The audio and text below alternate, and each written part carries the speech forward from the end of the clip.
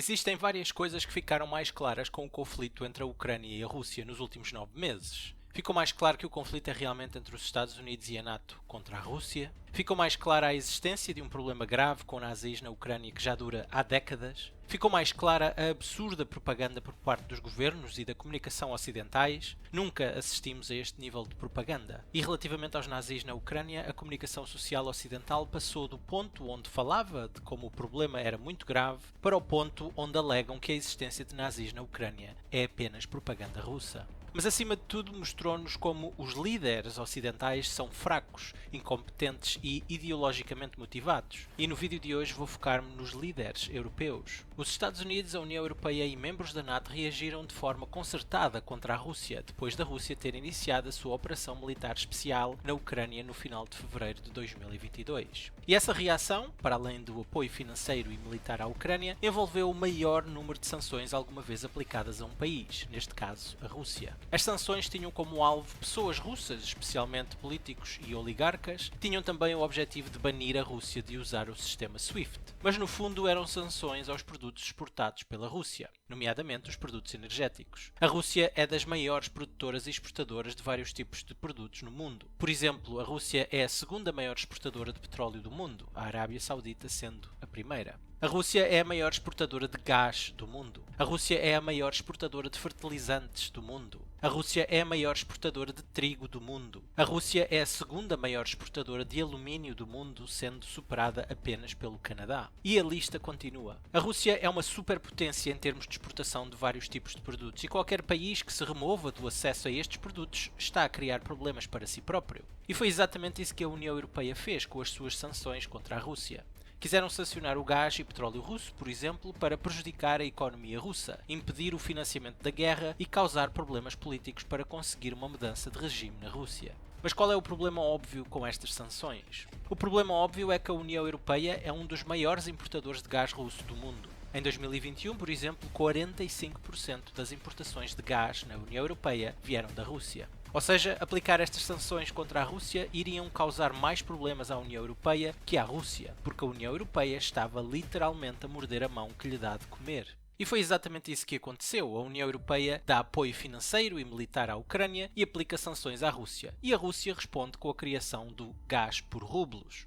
Os russos criaram o gás por rublos para garantir que o pagamento pelo gás fornecido a países europeus seja feito com rublos, que é a moeda russa. Na verdade, o pagamento não tinha de ser feito em rublos, mas os países que importavam gás da Rússia tinham de criar uma conta num banco russo, que não estava sujeito às sanções, e seria esse banco que iria converter o dinheiro em rublos. A maioria dos países europeus recusaram fazê-lo devido às sanções, e o resultado foi o esperado. A Rússia cortou o gás a estes países porque esses países não pagavam pelo gás. Os eurocratas foram rápidos a queixar-se que a Rússia estava a fazer chantagem com a energia. Ursula von der Leyen disse mesmo que esta seria uma decisão unilateral e uma violação dos contratos. Mas a Ursula não quis saber da violação de contratos que as empresas ocidentais cometeram na Rússia, graças às sanções que ela e outros aplicaram contra a Rússia. De facto, os idiotas em Bruxelas e na maioria dos países europeus esperavam que a Rússia aceitasse as sanções sem resposta e continuasse a fornecer gás, mesmo não sendo paga por isso. Mas obviamente tal coisa não iria acontecer e tudo ficou ainda pior.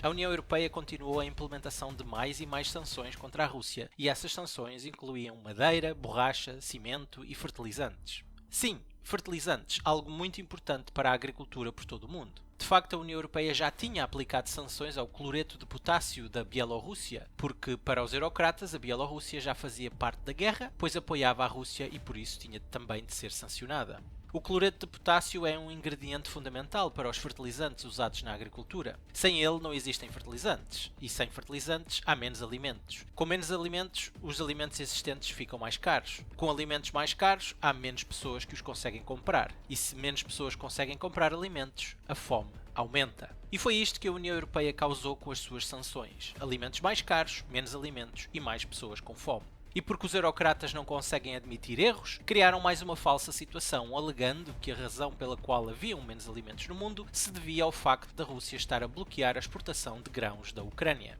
Uma alegação ridícula e falsa não apenas pelo facto da Ucrânia ser apenas o quinto maior exportador de grãos do mundo. A Rússia, por exemplo, que a União Europeia sancionou, é a maior exportadora de grãos do mundo. Mas é especialmente ridícula e falsa porque as sanções aplicadas aos fertilizantes russos e ao cloreto de potássio da Bielorrússia causaram muitos mais problemas relativamente à falta de alimentos pelo mundo fora do que qualquer quantidade de grão que a Ucrânia não conseguiu exportar. Para além disso, a Rússia não estava a bloquear qualquer exportação de grãos da Ucrânia. Foi o regime ucraniano que minou os próprios portos e recusou retirar as minas, garantindo assim que ninguém entraria nos seus portos. Eventualmente, um acordo foi conseguido entre a Rússia e a Ucrânia para proceder com a exportação dos grãos e a Ucrânia retirou as minas dos seus portos finalmente. Eurocratas como Josep Borrell alegaram que este acordo era um passo importante para ajudar a reduzir a insegurança global com alimentos. O acordo era suposto garantir que os grãos exportados seriam enviados para os países mais pobres e que mais necessidade tinham de os receber. Mas foi isso que aconteceu? Não, não foi. A maior parte dos grãos foram enviados para países mais ricos e os países mais pobres receberam muito pouco. Países como a Irlanda, Itália, Inglaterra, Turquia e Coreia do Sul receberam mais grãos que qualquer outro país. Estes não são países onde a fome é um grande problema, no entanto, foram estes os países que mais grãos ucranianos receberam. Ou seja, tudo não passou de mais uma mentira da União Europeia, mais um esquema para garantir que a União Europeia tem o que quer, mas com o subterfúgio que seria para ajudar países mais pobres. Voltando às outras sanções aplicadas contra a Rússia, quando a manutenção usual dos gasodutos Nord Stream aconteceu, foi encontrada uma avaria numa das turbinas do gasoduto Nord Stream 1, que era o gasoduto principal para o transporte de gás para a Europa. Com esta avaria na turbina, o fluxo de gás para a Europa foi reduzido consideravelmente. A turbina precisava de reparação e aparentemente só podia ser reparada no Canadá. Porém, o Canadá também aplicou sanções à Rússia e por isso não enviou a turbina reparada de volta para a Rússia. Meses mais tarde, a turbina foi enviada para a Alemanha em vez de ser enviada para a Rússia, e a Alemanha não parecia estar muito preocupada em enviar a turbina para a Rússia.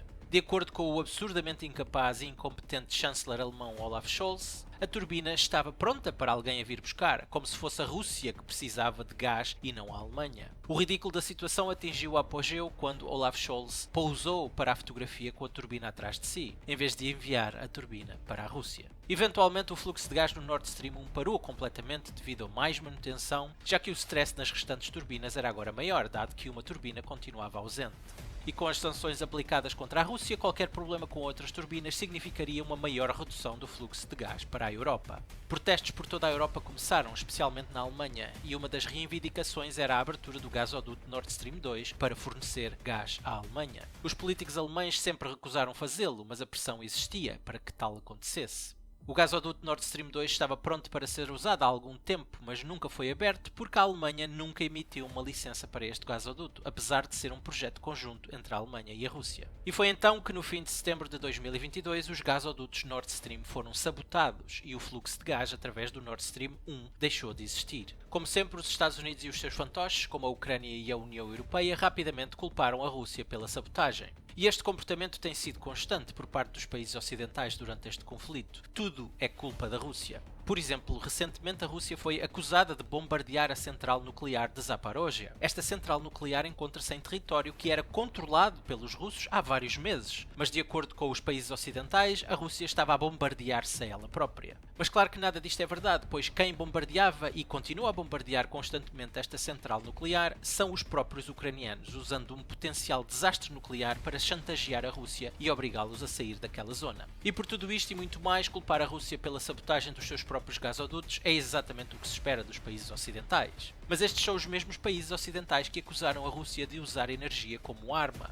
Os países ocidentais alegaram que a redução de gás no gasoduto Nord Stream 1 não estava relacionada com as sanções, mas sim com a Rússia a usar a energia para chantagear a Europa. Mas se isso fosse verdade, com a sabotagem dos gasodutos Nord Stream, a Rússia perdia a possibilidade de usar a energia como arma. Portanto, qual é o sentido de culpar a Rússia pela destruição dos próprios gasodutos? Culpar a Rússia pela destruição dos próprios gasodutos contradiz diretamente o que os países e mídia ocidentais alegavam sobre a Rússia usar a energia como arma. Mas eu certamente não espero que os líderes e mídia ocidentais façam sentido. Para esta gente, dizer uma coisa e o seu oposto ao mesmo tempo é aceitável desde que sirva aos interesses dos líderes ocidentais. Por outras palavras, os líderes ocidentais mentem mais que o Pinóquio. Posto isto, a Rússia ser a responsável pela sabotagem dos gasodutos Nord Stream é a opção menos provável. Então quais são os países que tinham motivos e mais a ganhar com a destruição dos gasodutos Nord Stream e, portanto, os que provavelmente os sabotaram? Relativamente ao motivo, vamos recuar alguns anos para dar algum contexto ao que se passou agora. Em 2014, Condoleezza Rice já falava de como sanções ao petróleo e gás russos teriam de ser aplicadas eventualmente, e como ela queria que a Europa passasse a depender do petróleo e gás dos Estados Unidos em vez do petróleo e gás russo. And I also understand that one of the complications is the Europeans, who are very dependent on the Russians for energy supply and business relationships, but they also need to recognize that if Putin is not stopped now, we could find ourselves in a real conflict with Russia down the road. Well, actually, let me jump in right there. Germany, arguably the strongest power in Europe, at least economically, there's been criticism that Angela Merkel and others haven't been aggressive enough. What do you think of that? Do you think Germany's been as aggressive as they should be? I'm quite an admirer of Chancellor Merkel, and I heard her statement when she was with President Obama in Washington. I thought it was a very good statement. But now we need to have tougher sanctions, and I'm afraid at some point this is going to probably have to involve oil and gas. The Russian economy is vulnerable. 80% of Russian exports are in oil, gas, and minerals. People say, well, the Europeans will run out of energy. Well, the Russians will run out of cash before the Europeans run out of energy. And I understand that it's uncomfortable to have an effect on business ties in this way. But this is one of the few instruments that we have. Over the long run, you simply want to change the structure of energy dependence. You want to depend more on the North American energy platform, the tremendous bounty of oil and gas that we're finding in North America. You want to have pipelines that don't go through Ukraine and Russia. For years, we've tried to get the Europeans to be interested in different pipeline routes. It's time to do that. And so some of this is simply acting, and acting as quickly as possible. Mais recentemente, Victoria Nuland, uma das responsáveis pelo golpe de Estado na Ucrânia em 2014, também disse que o Nord Stream 2, de uma forma ou de outra, não iria avançar. With regard to Nord Stream 2, we continue to have very strong and clear conversations with our German allies, and I want to be clear with you today. If Russia invades Ukraine, one way or another, Nord Stream 2 will not move forward. E claro, Joe Biden, que disse que os Estados Unidos garantiriam que o Nord Stream 2 deixaria de existir quando eles assim o quisessem. Let me answer the first question first. If Russia invades, that means tanks or troops crossing the border of Ukraine again. Then there will be no longer a Nord Stream 2. We will bring an end to it. How will you do that exactly, since the project and control of the project is within Germany's control? We will, I promise you, we'll be able to do it. Reparem ainda na vergonha que é Olaf Scholz. Ele está ao lado de Joe Biden quando Biden alega que vai remover o Nord Stream 2 da existência e não diz uma palavra sobre o assunto. O Nord Stream 2 é um projeto conjunto entre a Rússia e a Alemanha e algumas empresas na Alemanha possuem uma parte significativa do projeto. Se o Nord Stream 2 é destruído, então estas empresas alemãs têm muito a perder. Mas Olaf Scholz nada diz sobre o assunto porque, como já referi, os países europeus são nada mais que colónias dos Estados Unidos. Não têm vontade, não têm soberania, apenas fazem o que o velho senil na Casa Branca lhes diz para fazer. É patético e mostra quão fracas as democracias do mundo realmente são, porque não interessa quem os povos europeus elegem, pois quem dita as políticas aplicadas aos países europeus são eurocratas não eleitos que, por sua vez, são fantoches dos Estados Unidos. Mas há ainda mais evidências que implicam os Estados Unidos na destruição dos gasodutos Nord Stream. Lembram-se do relatório da RAND que mencionei no meu vídeo sobre a hegemonia dos Estados Unidos e da NATO? O relatório que detalhava o que tinha de ser feito para provocar a Rússia, nomeadamente o fornecimento de armas à Ucrânia? Pois este relatório, para além disso, detalhava também formas de como os Estados Unidos podiam causar disrupção do fluxo de gás russo para a Europa e garantir que a Europa passasse a depender do gás dos Estados Unidos. E para finalizar, as evidências contra os Estados Unidos, helicópteros norte-americanos sobrevoaram a mesma área onde ocorreram as explosões nos gasodutos alguns dias antes das explosões. Os Estados Unidos, sem dúvida com a ajuda de alguns países europeus, como o Reino Unido e a Polónia, destruíram infraestrutura europeia e os governos europeus encolhem os ombros e aceitam, demonstrando os escravos que são. Os Estados Unidos literalmente cometeram um atentado terrorista contra a infraestrutura europeia. Se a Europa não fosse uma colónia dos Estados Unidos, isso seria considerado um verdadeiro ato de guerra. Os Estados Unidos não são verdadeiramente um aliado. E como disse Henry Kissinger, ser inimigo da América é perigoso. Ser o seu amigo é letal. E o que aconteceu com os gasodutos Nord Stream são um exemplo perfeito disso. Nenhum país soberano aceitaria isto sem pelo menos cortar relações com os Estados Unidos. Porém, a União Europeia está a fazer nada contra os terroristas que destruíram os gasodutos, mesmo que tenham alegado que haveriam consequências para os responsáveis. Depois da destruição dos gasodutos, a Suécia e a Alemanha começaram a investigar os ataques, mas pouco tempo depois disseram que não iriam revelar os resultados com mais ninguém, porque a informação obtida era demasiado sensível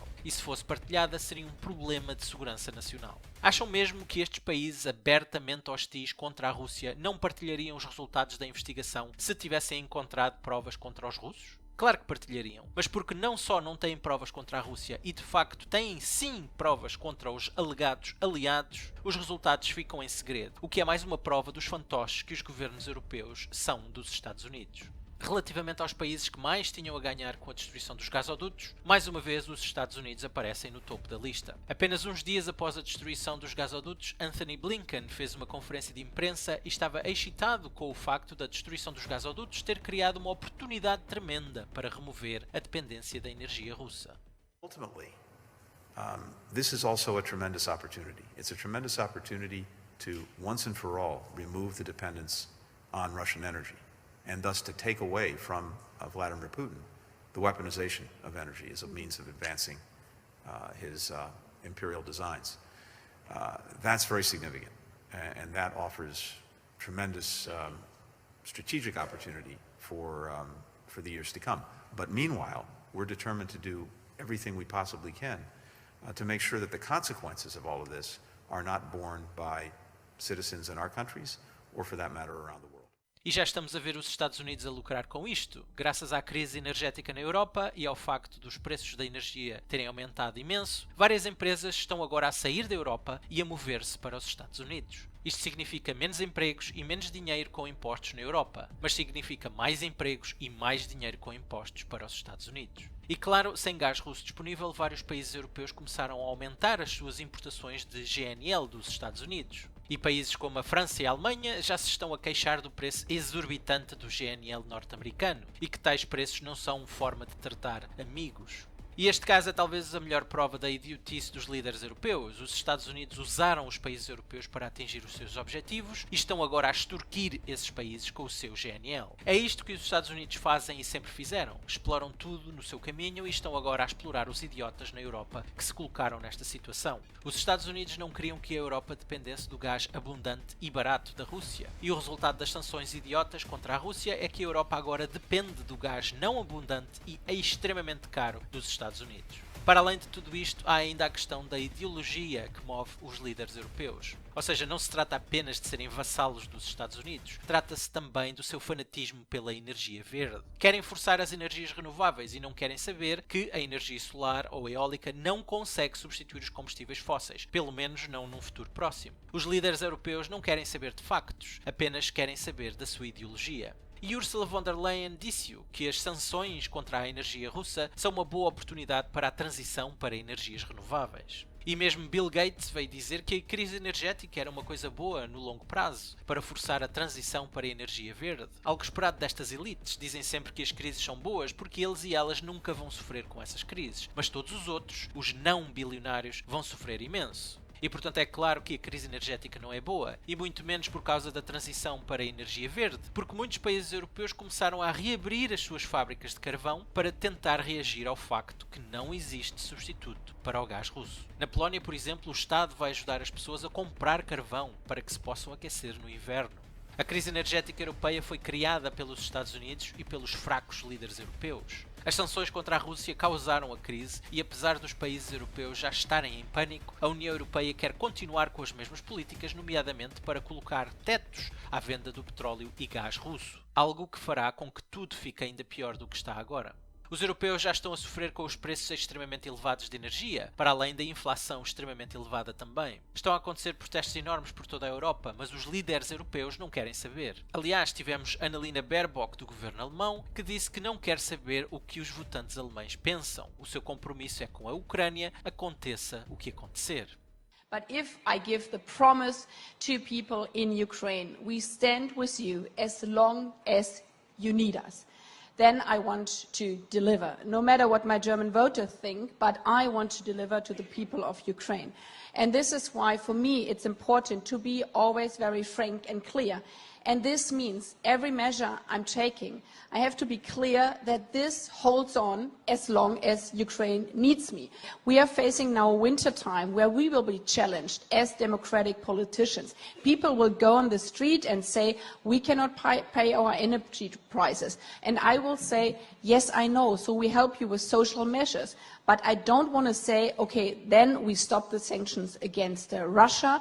We will stand with Ukraine, and this means the sanction will stay also in winter time, even if it gets really tough for politicians. Estamos a lidar com fanáticos ideológicos. Esta gente não quer saber das pessoas que os elegeram. Querem apenas saber da implementação da sua agenda, custe o que custar aos povos europeus, e continuam a piorar a situação ainda mais. E vou ser bem claro, a crise energética na Europa não é um problema para este inverno apenas. É um problema para vários invernos futuros, porque não existe substituto para o gás russo. Nenhum país produtor de gás do mundo consegue aumentar a produção para igualar aquilo que a Rússia fornecia à Europa. E mesmo países que são grandes exportadores de gás, como o Qatar, demorariam anos e um investimento gigante para aumentar a sua capacidade de produção e exportar mais GNL.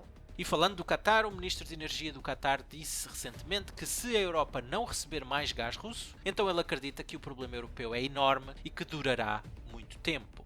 Tudo isto afeta e afetará diretamente as nossas vidas na Europa. Menos energia e energia mais cara, menos empregos e os líderes europeus não têm soluções para o problema que criaram. De facto, continuam a criar ainda mais problemas como se fosse exatamente isso que querem. E sinceramente não tenho dúvidas que é mesmo isto que está a acontecer. E para terminar este vídeo, gostaria de enviar uma mensagem diretamente para a Ursula von der Leyen e todos os eurocratas idiotas. Recentemente, a Ursula alegou o seguinte: Russian military is taking chips from dishwashers and refrigerators to fix their military hardware because there are no semiconductors anymore. Russia's industry is in tatters. Não, Ursula, não está. Não só tudo o que tu disseste é falso, como a indústria russa, bem como a economia russa, estão bastante bem. Ambas resistiram às sanções e todas as previsões apontam para uma situação muito melhor do que o esperado há uns meses. Já a Europa não está tão bem. A inflação está mais elevada que nunca. Não existe substituto para o gás russo e estão a pedir aos europeus que vivam de forma diferente que viviam há 9 meses atrás. Os alimentos e energia estão mais caros que nunca, e os países estão a comprar GNL dos Estados Unidos a preços exorbitantes, ou seja, a pagar mais por menos gás. E se tudo isto ainda não for suficiente para perceber que a Europa está numa situação horrível, a Europa tem ainda uma dívida energética acumulada de 700 bilhões. Graças às tuas políticas idiotas, bem como de outros idiotas como Josep Borrell, que alegou que a Europa era um jardim onde tudo funcionava e que grande parte do resto do mundo era uma selva, a Europa já não é esse jardim. E a tua cruzada ideológica contra a Rússia está a destruir as perspectivas de boas condições de vida para os povos europeus, agora e no futuro. És a culpada por todos os nossos problemas e deverias demitir-te de imediato. Mas claro que eu não espero que uma ditadora se demita. Espero que tenham gostado e até à próxima.